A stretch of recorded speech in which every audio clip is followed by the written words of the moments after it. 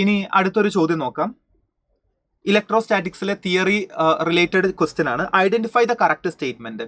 Electric field lines form closed loop. അത് തെറ്റല്ലേ? Electric field lines will never form closed loop while magnetic field will form closed loop.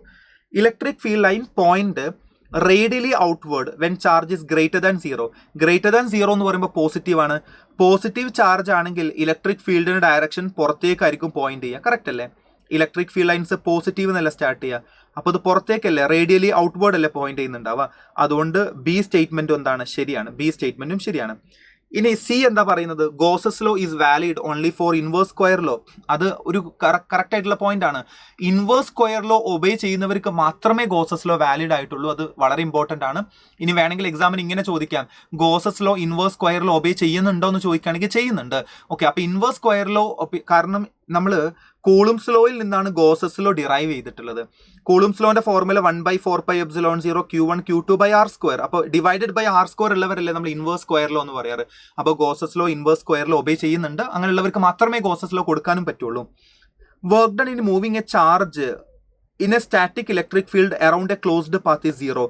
ഒരു closed പാത്തിലൂടെ ഒരു charge നീക്കൽ work done 0 ആണ്. കാരണം തുടങ്ങുന്ന സ്ഥലത്തിന് അവസാനിച്ചില്ലേ, displacement 0 അല്ലേ. ഡിസ്പ്ലേസ്മെന്റ് 0 ആണെങ്കിൽ വർക്ക് ഡൺ എന്താണ്? 0 ആണ്. ഇനി ഈ പോയിന്റ് എന്താ പറയുന്നത്?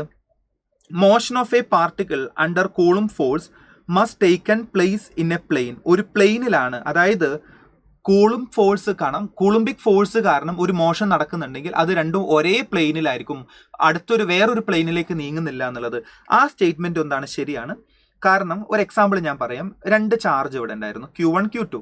ഓക്കെ, കൂളുംബ് ഫോഴ്സിന്റെ പ്രത്യേകത അതൊരു സെൻട്രൽ ഫോഴ്സ് ആണ്. അപ്പൊ ഈ ചാർജ് അതിനെ ഇങ്ങനെ അട്രാക്ട് ചെയ്യും, ഈ ചാർജ് അതിനെ അട്രാക്ട് ചെയ്യും.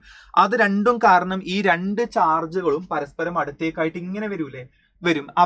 അപ്പൊ കൂളുംബിക് ഫോഴ്സ് കാരണം അവരുടെ മോഷൻ നടന്നിട്ടുള്ളത് ഈ ഒരു പ്ലെയിനിലാണ്. ഇപ്പൊ ഞാൻ ഈ വരച്ചിട്ടുള്ള ഈ ഒരു പ്ലെയിൻ അല്ല, അപ്പൊ നിങ്ങൾ വീഡിയോ കാണുന്ന ഈ ഒരു നിങ്ങളുടെ ഫോണിന്റെയോ ടാബിന്റെ ഒരു പ്ലെയിൻ ഉണ്ടാവില്ലേ, ആ ഒരു പ്ലെയിനിലാണ് ഈ പ്രോസസ്സ് നടന്നത്. അല്ലാതെ മൂന്നാമത്തെ ഒരു പ്ലെയിനിലേക്ക് വരുന്നില്ല. കാരണം കൂളുംബിക് ഫോഴ്സ് സെൻട്രൽ ഫോഴ്സ് ആണ്, ഒരു സെൻട്രൽ ഫോഴ്സ് ആണ്. ഈ ഞാൻ വേറൊരു ചാർജ് വെച്ചു, അപ്പോഴും ചിലപ്പോൾ ഇവർ പരസ്പരം ഇങ്ങോട്ട് അട്രാക്ട് ചെയ്യുന്നുണ്ടാവും. ഈ നടക്കുന്നതെല്ലാം ഒരേ സിംഗിൾ പ്ലെയിനിലാണ്. Because Coulombic force is a central force ആണ്. അതുകൊണ്ട് ഇയും ശരിയാണ്. അപ്പൊ എ അല്ലാത്ത എല്ലാം ശരിയാണ്. Option 3 is the correct answer.